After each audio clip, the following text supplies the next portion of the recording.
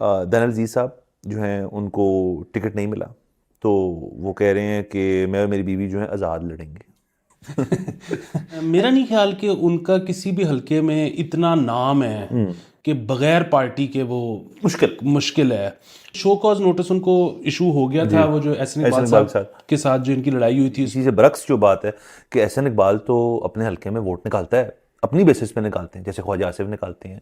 हाँ, मतलब एहसन इकबाल की रिप्यूट ये है कि अगर वो एक पोस्टर भी ना लगाए तो भी अपने निकाल इलाके में तो इलेक्शन फिर भी इलेक्शन निकाल जीत लेगा। लेगा। अस्सलाम वालेकुम, मुस्बत शो में बहुत बहुत खुश आमदीद। मैं हूं असद निज़ामी, मेरे साथ हैं अली आफ्ताब। शो को प्लीज़ लाइक और शेयर करें, चैनल को जरूर सब्सक्राइब कीजिएगा। सर जी कैसे हैं? सर मैं आपके मुकाबले में आया हूँ, एक खट्टे सर रंग की सर जैकेट मैंने निकाली है। देखा है सर, वाह। ये देखिए ना, हम जितना कलरफुल कर सकते हैं इसको बातों से, हम उतना ही कलरफुल करना चाह रहे हैं अपने लिबास से वाह इस शो को। वाह, देखिए ना, एफर्ट है। क्या कहते हैं आप, जमहूरियत के खातिर कुर्बानी। कुर्बानी। अच्छा, आगे चलते हैं। सर ये स्कूलों वाला मसला जो है ये नहीं संभल रहा पंजाब गवर्नमेंट से।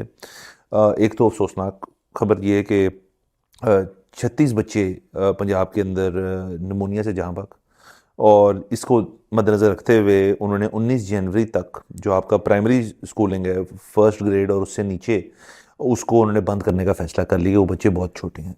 इस चीज़ के तो मैं खैर हूँ हक में कि बच्चे जो हैं वो मेरे ख्याल में 6-7 साल के हो जाएं तो उसके बाद आई थिंक उनको ठंड से एक्सपोज करना चाहिए। जो बिल्कुल ही छोटे बच्चे हैं, जो बिल्कुल आपकी प्ले ग्रुप टाइप उसमें जा रहे हैं, जो बिल्कुल छोटे हैं, उनको आई थिंक आपको ज़रा घर के अंदर ही रखना चाहिए। सर एक तो ये कि बच्चों के अलावा बड़ों को भी निमोनिया बहुत हो रहा है, मेरे भी एक दोस्त को हुआ हुआ है। अच्छा, मैं आपको पता है लेक्चरबाजी पे यकीन नहीं रखता, लेकिन थोड़ा सा हल्का सा लाइट सा मैं आज देना चाहता सर हूँ।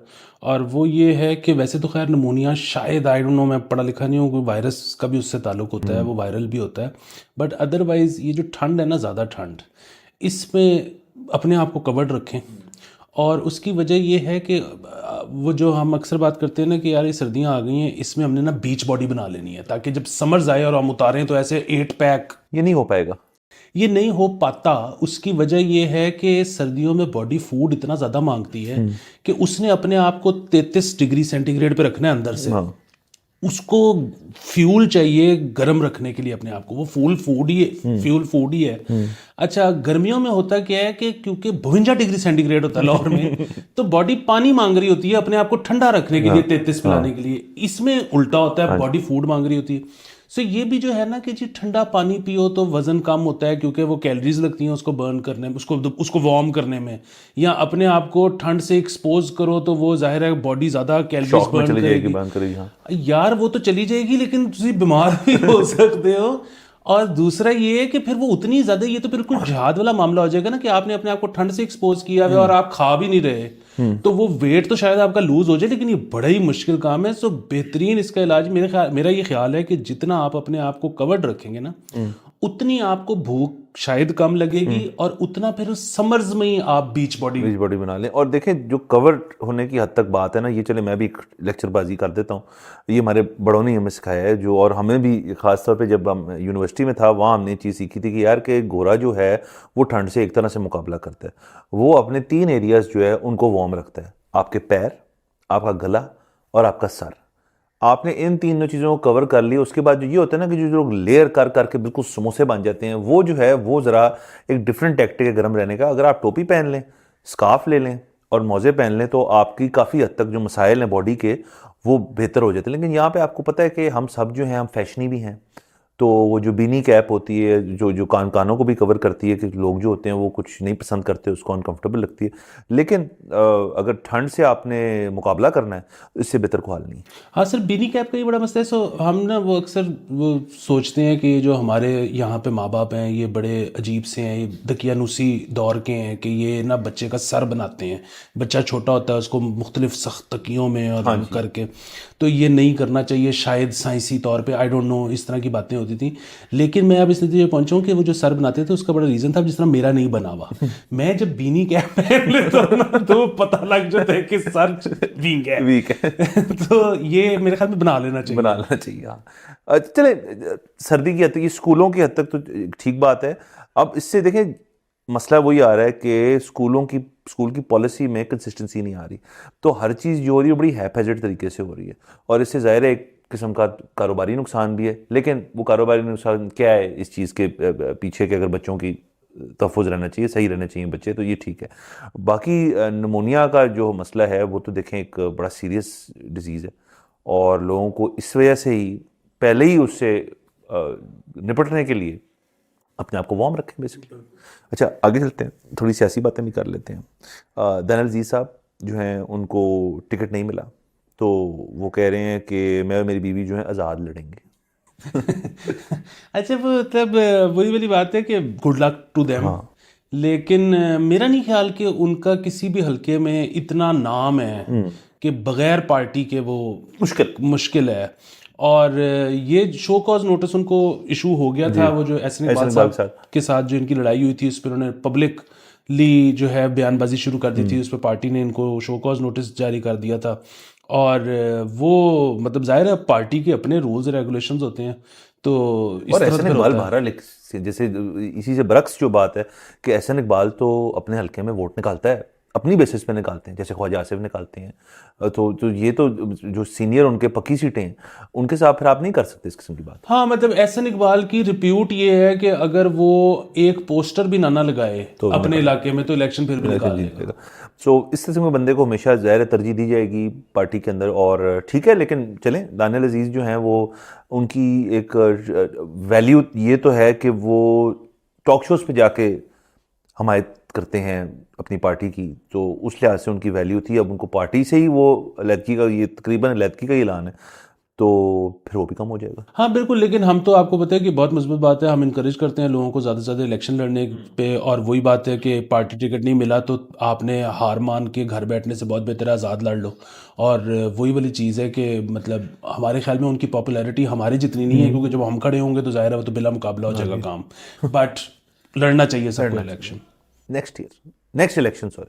अच्छा, इससे थोड़ी एक और बात पे आ कोई पता नहीं नेक्स्ट ईयर ही हो जाए। तो सर, इससे एक और बात पे मैं आना चाहता हूँ, वो ये है कि ये जो नया ट्रेंड शुरू हो गया है, जैसे उन्होंने भी लिखा कि मैं और मेरी बेगम जो हैं वो इलेक्शन इकट्ठे लड़ेंगे। फवाद चौधरी का भी हमने देखा कि उनकी जो बेगम, इनका नाम है हिबा फवाद, उन्होंने भी कहा कि जी वो तो एक ही हल्के से लड़ रहे हैं, दोनों लड़े। तो ये एक स्पाउसल एक्टिविटी, ये कपल एक्टिविटी ये नहीं होती थी। मतलब इलेक्शन लड़ना और सियासी जो इस किस्म की चीज़ें होती हैं, तो ये रिवाज जो है ये एक लिहाज से मुस्बत भी है कि आपने इंक्लूसिविटी का इतना बड़ा आपने पैमाना सेट कर दिया है कि जी मैं लड़ूंगा तो मेरी बीवी भी लड़ेगी।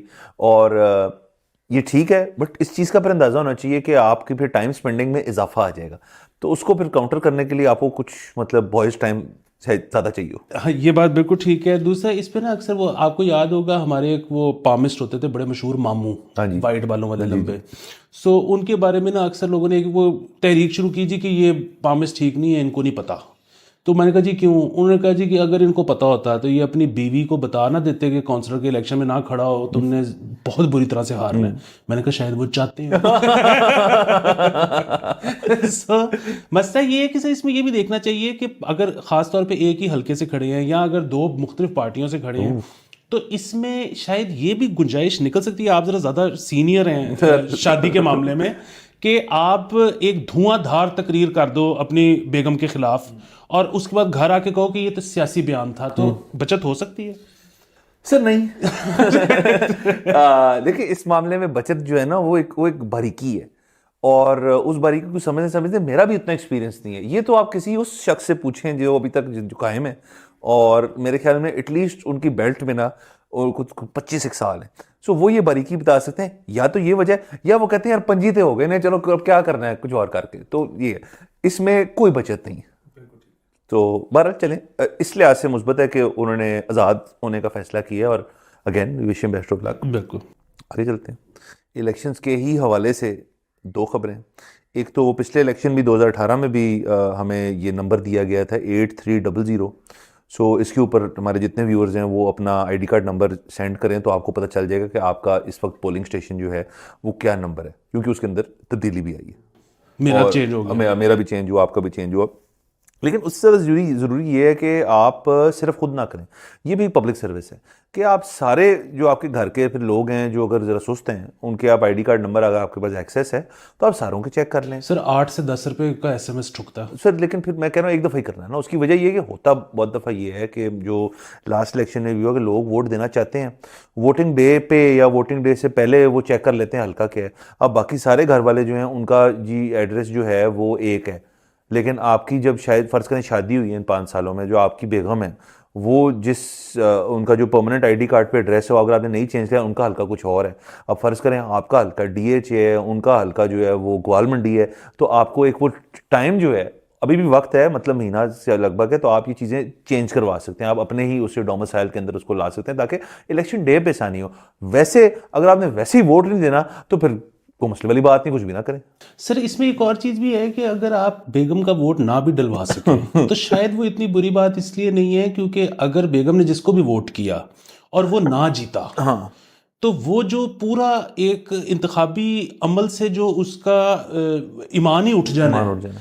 जिस पे आपको काफी घंटे लगेंगे कन्विंस करने में कि नहीं नहीं कोई बात नहीं, ऐसे भी हो सकता है, तो वो मेरे ख्याल में कोई ऐसा प्रॉब्लम हाँ नहीं नहीं, है। और देखिए कन्विंसिंग पावर तो फिर ये होनी चाहिए, अगर आप इतने शेर हैं कि आप कहें यार मैं तो यहाँ वोट डाल रहा हूँ, तो तुम देखो जरा, तुम अपना देख लो, चेक कर लो, और अगर हटना है फिर तो फिर देखें, फिर मसला हो जाए।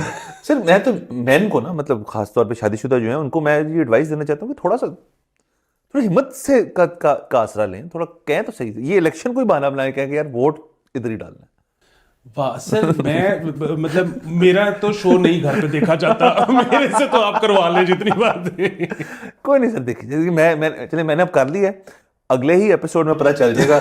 अगर मैं ना आ पाया तो आपको समझ आ जाएगी क्या हुआ है। आ गया तो इसका मतलब है ठीक है, फिर आप भी कर लीजिएगा। आप ना आए तो मैं मुजम्मत कर दूंगा। Sir thank you, thank you. अच्छा, इलेक्शंस की हद तक एक और हमारे पास जो खबर है वो ये है कि जी तफसीलात जो हैं तलब कर ली गई हैं कि कैदी वोट डाल सकेंगे, मतलब तफसीलात सब का मतलब है कैदी वोट डाल सकेंगे, उनको भी ज़ाहिर है हक है वोट डालने का और उनको डालना चाहिए वोट। तो ये भी आई थिंक जो लेवल प्लेइंग फील्ड का थोड़ा सा इसके अंदर अक्स नज़र आता है कि वो शायद खान साहब ने भी तो वोट डालना है, तो वो अब जेल से वोट डालने की कोई पॉलिसी होगी तो वो डाल पाएंगे। वो बिल्कुल ठीक है। इसमें मैं सिर्फ समझना चाहता हूँ एक चीज़, और वो ये है कि जो इधर सेंट्रल जेल है हमारे यहाँ पे फिरोजपुर रोड पे, इसके जितने कैदी हैं वो जब वोट डालेंगे तो सेंट्रल जेल जिस जगह पे है वो हल्का उनका वो माना जाएगा, या उनके आईडी कार्ड जहाँ जहाँ पे रजिस्टर्ड हैं वो बाय पोस्ट जाएगा। सो ये एक चीज़ है जो पता करना हाँ, ये पता करने वाली चीज़ है, इसमें हम मज़ीद डिटेल भी निकालने की कोशिश करेंगे, लेकिन मेरा अपना ख्याल है कि ये वही पोस्टल बैलेट वाला सीन होगा। वो पोस्टल बैलेट वाली सीन ठीक है ना कि वो, सिर्फ ठीक तो है, लेकिन जब आप पोस्टल बैलेट करते हैं तो फिर वो ओवरसीज वाले कहते हैं कि साडेज की मसला है। हाँ अच्छा चलें, इस चीज़ पे अगर आई गए हैं हम तो देखिए, मैं तो इस चीज़ में हमेशा से, जब ये PTI ने ये चीज़ करने की कोशिश की थी कि ओवरसीज़ को भी राइट मिले टू वोट, लेकिन वो हो नहीं पाई। तो देखिए उसमें मसला सिर्फ ये है कि अगर तो आपकी यहाँ इन्वेस्टमेंट्स हैं और अगर आपने यहाँ पे आप टैक्स भी देते हैं और यहाँ पे आपने अपना पैसे भी लगाए हुए हैं मुल्क के अंदर, जिस वजह से भी लगाए हुए हैं वो कुछ कमाने की हद तक लगाए हुए हैं या मुल्क को फ़रोग देने के लिए किए हुए हैं, फिर तो बनता है। जो शख्स जिसने सिर्फ एक नाइकॉब बना लिया और जो यहाँ पे मेरे ख्याल में जब से पैदा हुआ है, जब से पाकिस्तान चक्कर में नहीं लगाया, उसका क्या हक बनता है यहाँ वोट देने का? सर मेरा ये ख्याल है कि क्योंकि अमेरिका, अगर आप अमेरिकन सिटीजन हो तो आप दुनिया में कहीं भी बैठ के वोट दे सकते हो, और उसके लिए ज़रूरी नहीं है कि आपने वहाँ पे कुछ इन्वेस्ट किया हुआ है, तो फिर हमें भी कर देना चाहिए। नंबर एक चीज़। नंबर दो चीज़ ये है कि यहाँ तो आप इंडिया वाला करो ना, कि अगर आपने किसी और जगह की नेशनलिटी ले ली है तो आप पाकिस्तान के नेशनल रह ही नहीं सकते। जिस तरह इंडिया में आप डुअल नेशनलिटी का कोई कॉन्सेप्ट नहीं, हाँ। आप वो कर दो, बात ख़त्म हो गई। अगर आपने नेशनलिटी दी हुई है तो फिर you will have to let them vote. जो एक ये बहुत बड़ा दलील है ना कि जी ये जो बाहर वाले हैं ये डफर होते हैं, इनको पता कुछ नहीं। सो अगर ये बात ठीक भी हो तो इधर कौन से आइंस्टाइन बैठ रहे हैं। और दूसरी चीज ये है कि जिस तरह से अल्हम्दुलिल्लाह हम आबादी बढ़ रही है हमारी, उन्होंने कान में नमक की कान में जीरा ही रह जाना है। सो कोई भी फर्क नहीं पड़ता, उनको देने दे वोट। हाँ देने दे। और दूसरा देखें ना, एक तो और बात हमें जो बहुत पट्टी पढ़ाई जाती है और कहा जाता है कि यार ये ओवरसीज़ वाले जो हैं पैसे बहुत भेजते हैं, रेमिटेंसेस बहुत आती हैं। तो देखें इस वक्त इस मुल्क की ज़रूरत है पैसा। जैसे आप कहते हैं कि जब नोट होगा तो सब कुछ ठीक होगा, क्रिकेट भी ठीक हो जाएगी। तो अगर तो वो इस सारे पाए में एक ख़ास अच्छे हिस्सेदार हैं तो और उनमें से ज़्यादातर जो लोग हैं वो चाहते हैं वोट देना, तो मेरे ख्याल में सिर्फ उसके मॉनेटरी गेन के लिए आपको कर देना चाहिए। और ना सिर्फ ये, बल्कि आप एक काम करें, जितने ओवरसीज़ पाकिस्तानी उनका डेटा निकालने की जितने हैं उसमें जो वोटिंग कर सकते हैं, आप उसके ऊपर वैल्यू भी बड़ी अच्छी लगाएं। आप कहें यार अगर वोट देना 100 पाउंड भेज दो ना, तो वोट कर लो, मतलब ठीक है, थोड़ी इनकम जनरेट हो जाएगी ना। ये जिद्दत लाई जा सकती है, मैं इसके हक में हूँ। और दूसरी चीज़ एक और, किसी के भी वोट करने से ना किसी को भी कोई बहुत ज्यादा फर्क नहीं पड़ता। ये जो होता है ना कि जी सब कुछ ठीक जा रहा था, एक इमरान खान आया और सब कुछ ही खराब, नहीं वही जा रहा था, उससे कंधे चसी बचन जा रहे सा वो आ गया, उन्हें भावे 6 महीने छेती करता है बस ये और कोई मसले वाली बात। ठीक है चलें सर, ये बात लेकिन है कि आप और मैं ये जरूर कहते हैं कि वोट देना चाहिए, और वही और कुछ नहीं तो शुगल ही सही है, एक एक्टिविटी है। मतलब आप किसी को कहते तो सही, मतलब वो जो अंगूठे पे इंक सी लगाते हैं, जो जिसको पौने को 2 साल लगते हैं, मतलब सोचें सर वो स्याही लगी रहे और जब तक वो नाखून वहां तक पहुंचे तो नए इलेक्शन हो रहे हो तो ये भी ठीक है बिल्कुल। और एक्टिविटी है ना, इस मुल्क में करने को कुछ नहीं है। हाँ, अच्छी एक्टिविटी है। और देखें इस दफा तो पिछले इलेक्शन तो मुझे याद है, उसमें तो खासी मतलब बरसात का मौसम था, शायद काफी गर्मी थी, मतलब हब्स था।